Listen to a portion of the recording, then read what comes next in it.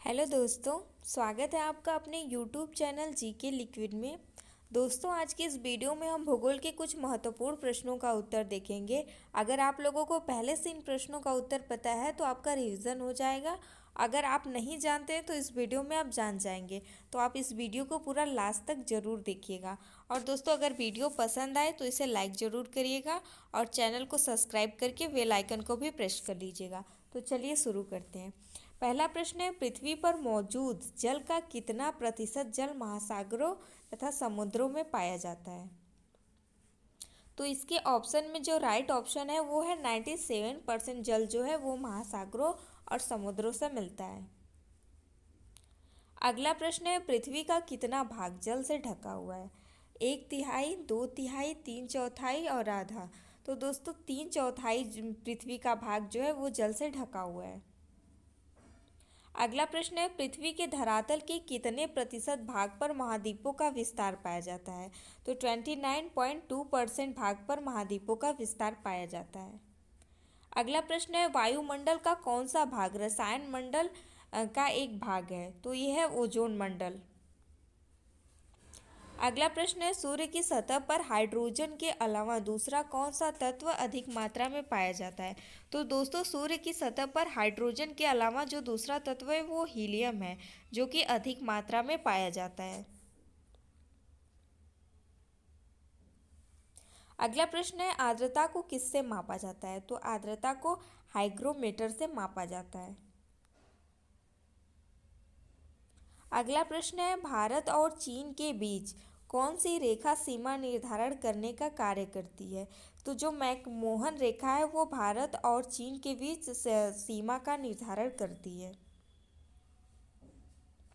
अगला प्रश्न है, पृथ्वी के भू प्रॉपर्टी में कौन सा तत्व प्रचुर मात्रा में पाया जाता है? तो दोस्तों, एल्युमिनियम जो है वो प्रचुर मात्रा में पाया जाता है। अगला प्रश्न है, दीर्घ रेडियो तरंगे पृथ्वी की किस सतह से परावर्तित होती है? तो दीर्घ रेडियो तरंगे जो है पृथ्वी के आयनमंडल से परावर्तित होती है।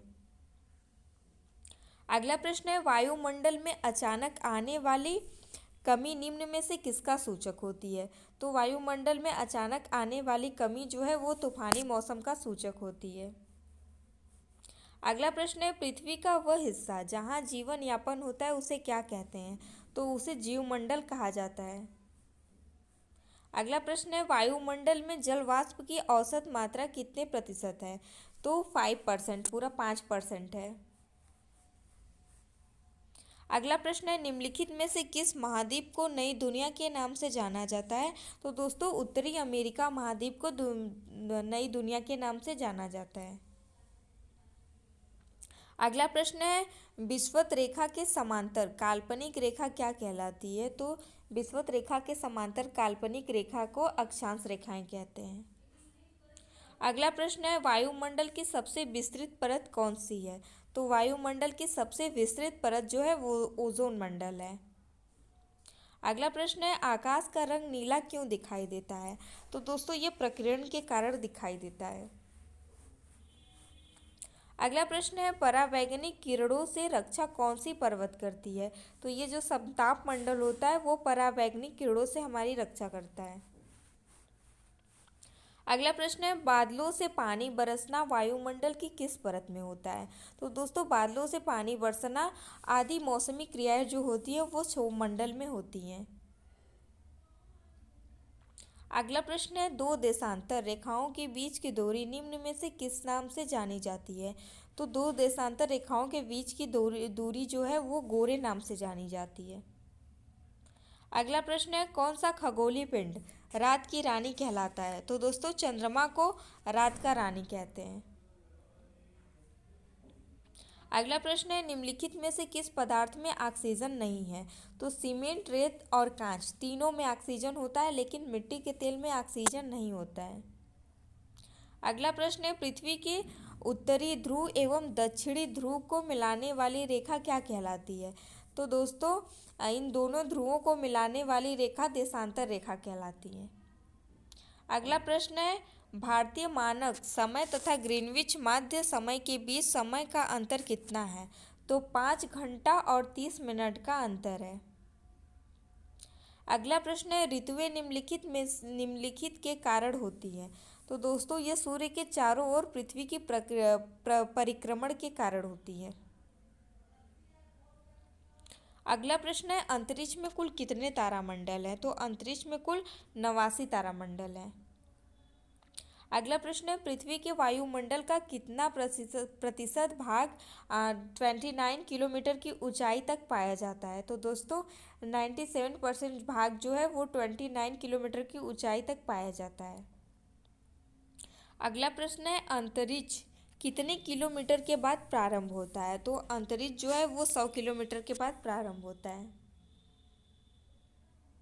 अगला प्रश्न है, अंतरिक्ष में कृत्रिम उपग्रह प्रक्षेपण करने वाला विश्व का प्रथम देश कौन है? तो जो रूस है वो अंतरिक्ष में कृत्रिम उपग्रह प्रक्षेपण करने वाला विश्व का प्रथम देश है। अगला प्रश्न है, सौर पृष्ठ पर लगभग कितना तापमान होता है?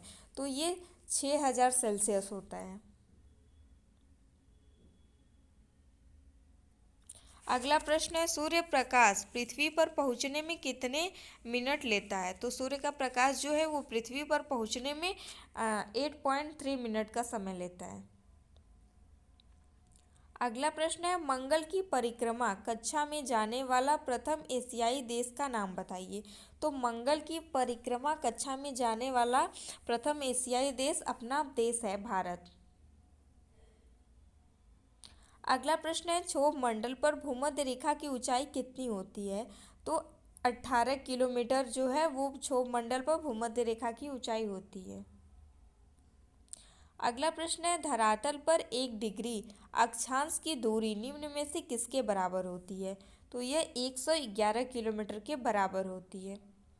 तो दोस्तों ये थे आज के कुछ भूगोल के महत्वपूर्ण प्रश्न। अगर आप लोगों को ये प्रश्न पसंद आए हो तो आप इस वीडियो को लाइक ज़रूर करिए और चैनल को सब्सक्राइब करके बेल आइकन को भी प्रेस कर लीजिएगा और अपने दोस्तों को भी शेयर कर सकते हैं। अगले वीडियो में फिर मिलती हूँ।